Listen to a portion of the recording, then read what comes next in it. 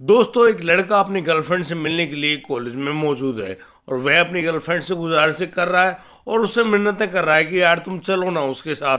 और दोस्तों, अब वह लड़की भी मान जाती है और अब वो बॉयफ्रेंड और गर्लफ्रेंड यानी कि दोनों लड़का लड़की उस स्कूटी पर बैठकर एक ऐसे मकान में पहुंचते हैं। वहां जाने के बाद वह लड़की डरने लगती है। वह कहती है, अरे यार किसी ने हमको देख लिया तो बड़ा बवाल मचेगा। लेकिन वह लड़का उससे कहता है कि यहाँ पर कोई भी नहीं आता है, कोई भी नहीं आता है। बार बार वह इस बात को समझाता है, तब जाकर उस लड़की की थोड़ी बहुत हिम्मत बनती है। और दोस्तों, अब वह लड़की और वह लड़का उस घर में प्रवेश कर जाते हैं यानी कि इंटर हो जाते हैं। और दोस्तों, वो पहुंचते हैं एक ऐसे कमरे में।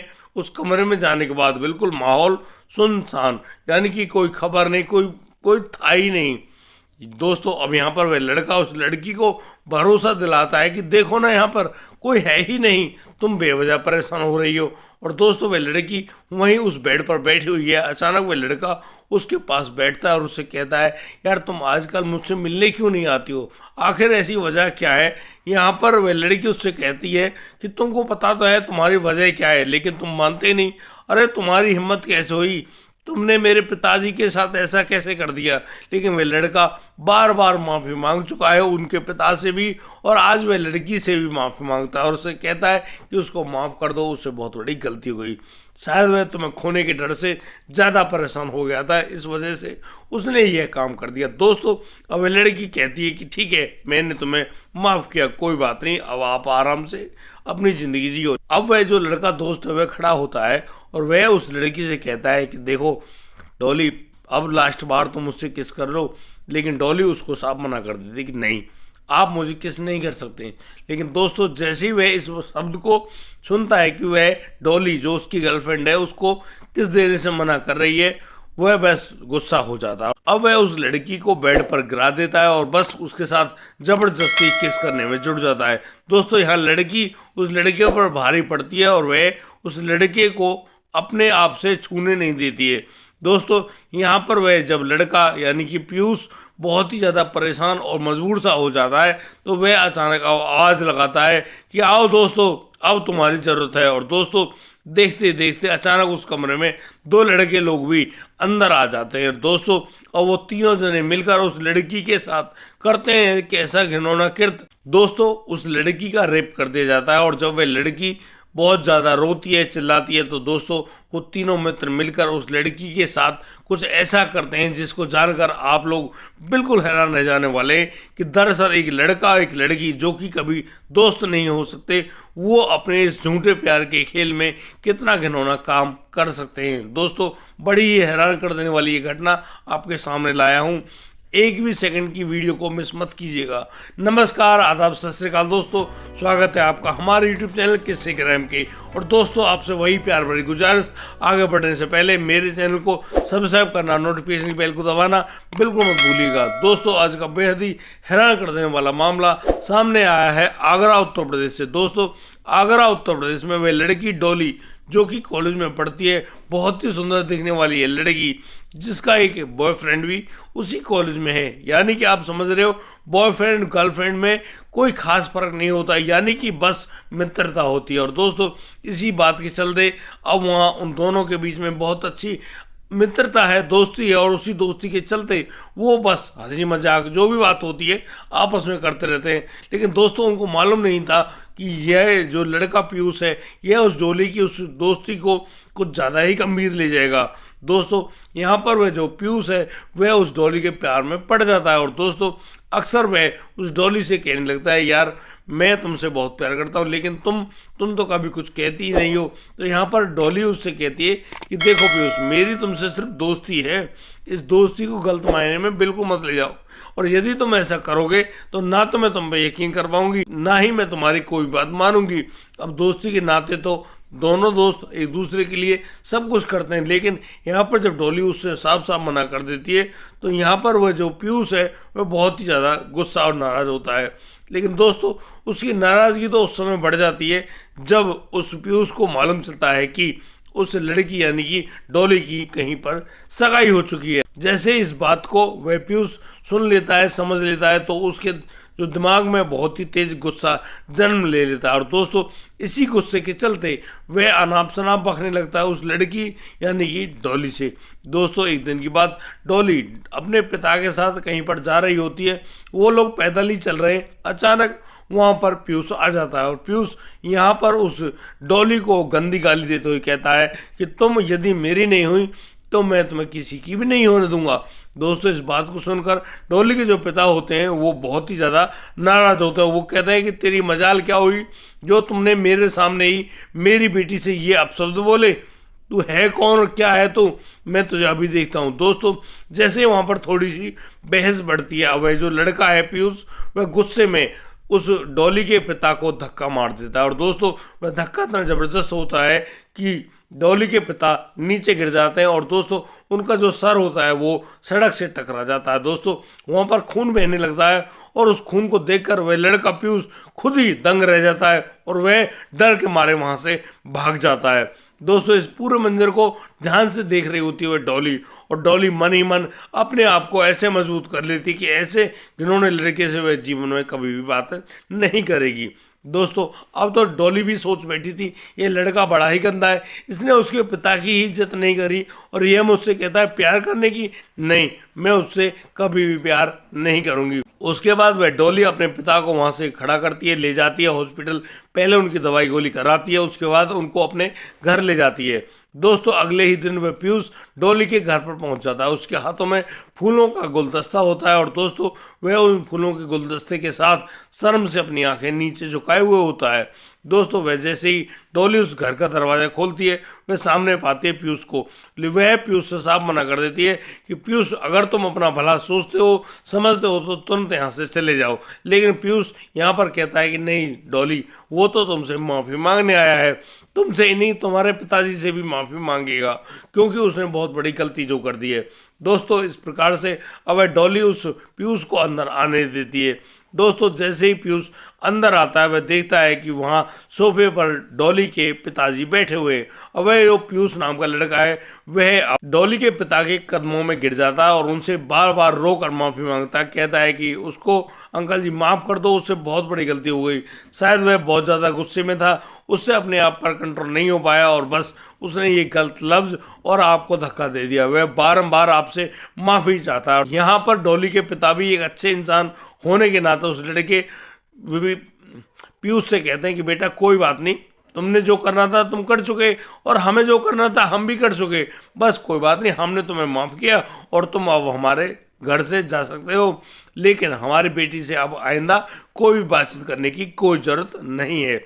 दोस्तों जिस प्रकार से पीयूष ये शब्द सुनता है वह बड़ी ही शर्म के मारे हाथ जोड़कर वहाँ डॉली के घर से जाने लगता है। दोस्तों अब यहाँ पर काफ़ी दिन गुजर जाते हैं लेकिन ना तो पीयूष ना ही डॉली एक दूसरे से कोई बातचीत करते हैं। दोस्तों अब एक दिन जो पीयूष है वह डॉली से कहता है उसका रास्ता रोककर कि यार डॉली उससे बात तो कर लिया करो, कम से कम वो ठीक है तुम मुझसे दोस्ती नहीं रखना चाहती कोई बात नहीं, लेकिन उससे बात तो कर लिया करो, हमने 3 साल गुजारे हैं, बहुत अच्छा काम किया है, बहुत ही अच्छी दोस्ती रही है हम दोनों के बीच में, यार बात तो कर लेने में कोई दिक्कत नहीं है। दोस्तों यहाँ पर पीयूष की बातों को गौर से सुन रही होती है वह डॉली और वह कहती है कि कोई बात नहीं, जब तुम कह रहे हो तो मैं बात कर लेती हूँ। दोस्तों अब यहाँ पर डॉली और पीयूष फिर दोबारा से एक दूसरे से बातचीत करने लगते हैं। दोस्तों एक दिन वह जो पीयूष है वह कॉलेज में आया हुआ था, डॉली भी आई हुई थी और पीयूष अब डॉली को अपने साथ चलने के लिए कहता है कि चलो कुछ खा पी कर आते हैं। दोस्तों यहाँ पर वह डॉली उससे पहले तो मना करती है, लेकिन पीयूष के बार बार कहने की वजह से अब जो डॉली है वह भी कहती है कि ठीक है चलो कोई बात नहीं चलते हैं। अब दोस्तों पीयूष और डॉली दोनों स्कूटी पर बैठकर अब आगे बढ़ जाते हैं, यानी कि जा रहे होते कहीं पर। और दोस्तों अब ये जो स्कूटी है यह जाकर रुकती है एक ऐसे मकान में जो कि जो आबादी है आबादी से थोड़ा दूर होता है। दोस्तों वहाँ पर कोई भी नहीं होता है और इस पूरे माहौल को देखकर वह डॉली से कहता है कि डॉली, मैंने खाने का ऑर्डर कर दिया है और तुम यहाँ पर बैठो, हम शांति से बैठेंगे और अच्छी बातें करेंगे, इतने में खाना आ जाएगा, हम लोग खाना खा लेंगे। दोस्तों इतनी बात सुनकर वह डॉली भी पीयूष पर यकीन कर लेती है और अब दोनों उस घर के अंदर घुस जाते हैं। यहाँ पर बार बार डर रही थी वह लड़की, डॉली कह रही थी कि यार कोई देख ना ले, कोई बात ना हो जाए, लेकिन वह पीयूष कहता है कि यहाँ पर कोई भी नहीं आता है, तुम बेफिक्र रहो। अब यहाँ पर जो पीयूष और डॉली उस कमरे में पहुँच जाते हैं। दोस्तों अब थोड़ी देर बाद अब वह पीयूष और डॉली प्यार भरी बातें तो करते हैं, अपनी दोस्ती की बातें करते हैं, तरह तरह की बातों में उनका समय बीत रहा होता है। अचानक से वह पीयूष कहता है कि देखो डॉली, अब तो मेरी तुमसे एक छोटी सी गुजारिश है, मुझे पता चल गया है कि तुम्हारी शादी कहीं और जगह होने वाली है, लेकिन मैं तुमसे बहुत ज़्यादा प्यार करता हूँ, बस इसलिए एक लास्ट गिफ्ट, जो अंतिम गिफ्ट है वो मुझे दे दो। यहाँ पर वह डॉली कहती है अंतिम गिफ्ट, ये क्या मामला है भाई? अब यहाँ पर पीयूष कहता है कि नहीं, वह तुम्हारे होठों को किस करना चाहता है। लेकिन दोस्तों इस बात को सुनकर डॉली साहब मना कर देती, नहीं, ऐसी बकवास बात तुमने सोच भी कैसे ली? आप क्या चाहते हो, क्या करना चाहते हो? मुझे ऐसी किसमिस नहीं करनी है। दोस्तों पीयूष जब इन बातों को सुनता है तो वह हक्का बक्का सा रह जाता है और बहुत ही ज़्यादा कुपित होते हुए, यानी कि गुस्सा दिखाते हुए वह कहता है कि डॉली सुनो मेरी बात, मैं ये बात दोबारा कहता हूँ, यदि तुम मेरी नहीं हुई मैं तुम्हें दुनिया में किसी और की नहीं होने दूंगा। और दोस्तों इतनी बात कहते ही वह जो पीयूष है वह उठ खड़ा होता है और टूट पड़ता है उस लड़की डॉली के ऊपर। दोस्तों यहाँ पर डॉली भी हट्टी कट्टी थी, वह भी कुछ खाए पिए सी लगती थी। अचानक से वह विरोध कर बैठती है उस आदमी यानी कि पीयूष का, और पीयूष को डांटते हुए और साइड में गिराते हुए कहती है कि तुमने मुझे कमज़ोर समझ लिया। दोस्तों जैसे ही पीयूष नीचे गिरता है वह अचानक से आवाज़ लगाता है कि दोस्तों जल्दी से आ जाओ, अब तुम्हारा आने का समय हो गया है। और दोस्तों इतनी बात को सुनते ही उस कमरे में दो अन्य लड़के भी प्रवेश करते हैं, यानी कि अंदर आ जाते हैं। और दोस्तों वो दोनों लड़के, यानी कि अब तो 3 हो गए, पीयूष और पीयूष के साथ 2, यानी कि एक जीतू और एक नितिन, यानी कि अब तीनों दोस्त उस लड़की को वहीं उस बेड पर पटक कर, यानी कि अब उस लड़की के कपड़ों को निकाला जाता है और फिर उस लड़की के साथ रेप किया जाता है। दोस्तों यहाँ पूरी प्रक्रिया को वो तीनों दोस्त अंजाम दे रहे होते हैं। दोस्तों वो तीनों लड़के लोग जब उस लड़की डॉली का रेप कर देते हैं, उसके बाद वह डॉली बहुत ही जोर से चिल्ला रही होती है, रो रही होती है, लेकिन वो लोग उस डॉली के मुंह को बंद नहीं कर पाते हैं। दोस्तों अब यहाँ पर जो वह पीयूष है वह एक ऐसा अहम निर्णय लेता है जिसे जानकर आप वाकई में हैरान रह जाने वाले हैं। दोस्तों उसी कमरे में डॉली जो थी, जो बेड पर लेटा रखी थी, और दोस्तों उसके हाथ पैर बांध दिए जाते हैं बेड से, और दोस्तों तुरंत ही वहाँ पर बिजली की जो नंगी तारें उनको सॉकेट बोर्ड में लगाकर उस लड़की को जबरदस्त बिजली का करंट दिया जाता है। दोस्तों जैसे ही करंट उस लड़की के शरीर में दौड़ता है वह लड़की बहुत ही बुरी तरह से तड़प उठती है, और दोस्तों उसकी उस तड़प में बहुत ही जोर से आवाज़ें निकलती है। लेकिन और दोस्तों वो तीनों निर्दयी लोग यहाँ उस लड़की को जबरदस्ती उसके शरीर में करंट लगाकर उसको मार देते हैं। दोस्तों जैसे ही ये हत्याकांड होता है, अब तो यहाँ पर वह लड़का अपने आप को बचाने की जुगत में जुट जाता है। और दोस्तों अब वो 2 लड़के जो होते हैं उसके दोस्त पीयूष के, वो तो उस पीयूष को दूसरे कमरे में बंद करके वहाँ से उसकी बाहर से कुंडी लगाकर भाग जाते हैं। और दोस्तों अब यहाँ पर वह चौकीदार, उस मकान का चौकीदार आता है, वह देखता है कि इस कमरे में से बहुत ही गंदी बदबू और धुआं उठ रहा है। वह इस पूरे माहौल को देखता है तो अब वह यहाँ पर आता है और वह बस वहाँ लड़की की लाश को देखकर पुलिस के पास फ़ोन करता है। दोस्तों पुलिस भी मौका वारदात पे पहुँच जाती है और वहाँ उस लड़की के शव को देखकर वहाँ से उन बिजली के जो नंगे तार पड़े हैं उनको हटाया जाता है और अब उस लड़की को देखा जाता था। लेकिन लड़की जो कि उसका शव पूर्ण रूप से जल चुका था, यानी कि काला पड़ चुका था, बहुत बुरी हालत थी उस लड़की की, लेकिन यहाँ पुलिस उसको नहीं पहचान पा रही होती है। दोस्तों पुलिस वहीं पर छानबीन कर रही होती है, अचानक दूसरे कमरे से बचाव बचाव की आवाज़ आती है।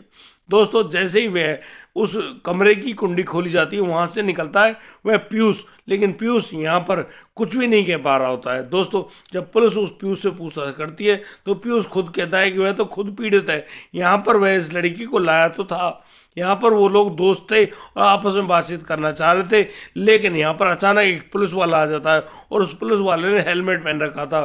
दोस्तों अब वो पुलिस वाला उस लड़की को लेकर उस कमरे में चला जाता है और उस लड़के यानी कि पीयूष को उस कमरे में बंद कर देता है। अब उसको मालूम नहीं कि उन लोगों ने उनके साथ क्या किया है। लेकिन दोस्तों कोई भी बड़ा अपराधी कोई भी जुर्म करता है तो कोई ना कोई सबूत तो वहां पर छोड़ कर जाता है। दोस्तों ये सबूत था उस पीयूष का फोन, जो कि फोन रखा हुआ था उस लाश जहां पर वह लड़की की लाश थी उसी कमरे में। दोस्तों अब जो पीयूष है वह भी फोन नहीं कर पा रहा था क्योंकि उसका फोन तो दूसरे कमरे में रह गया था। अब पुलिस की छानबीन में पता चलता है कि वहां पर एक फोन बरामद हुआ है और दोस्तों वह फोन होता है पीयूष का, क्योंकि पीयूष की उसमें फोटोग्राफ लगी हुई थी। दोस्तों अब जैसे उस फोन के बारे में पूछा जाता है तो पुलिस जान जाती है कि हाँ जरूर इसमें बहुत ही बड़ी साजिश है इस लड़के पीयूष की। और दोस्तों पुलिस अब उस पीयूष को गिरफ्तार करते हुए उसको ले जाती है थाने में। और जब उस लड़की के बारे में पूछा जाता है तो अब उस लड़की के पिता को भी थाने में बुलाया जाता है पूछताछ करने के लिए। दोस्तों यहाँ पर जैसे ही पीयूष को देखते हैं उस डॉली के पिता, अब तो वो बहुत ही गंदी और भद्दी गाली देते हुए कहते हैं कि तुमने आखिरकार उस काम को कर ही दिया, क्योंकि तुम उस दिन चिल्ला चिल्ला कर यही सब तो कह रहे थे कि डॉली यदि तुम मेरी नहीं तो मैं तुम्हें किसी की भी नहीं होने दूंगा। और दोस्तों इस प्रकार से अब पुलिस समझ जाती है कि हाँ ये सारी प्रक्रिया को अंजाम देने वाला ये लड़का पीयूष ही है। और दोस्तों अब पुलिस पीयूष की ढंग से कुटाई करती है, उससे बराबर पूछताछ करती है, तब जाकर पुलिस को वह राज खोलता है और पूरी बात बता देता है कि उसने कैसे उस लड़की ज्योति से मोहब्बत करी, प्यार किया, और जब वह प्यार में सफल नहीं हो पाया उसके बाद उसने उस लड़की डॉली के साथ बहुत ही ज़बरदस्त रेप करा और करवाया। उसके बाद फिर उस लड़की को करंट देकर जिंदा जला दिया।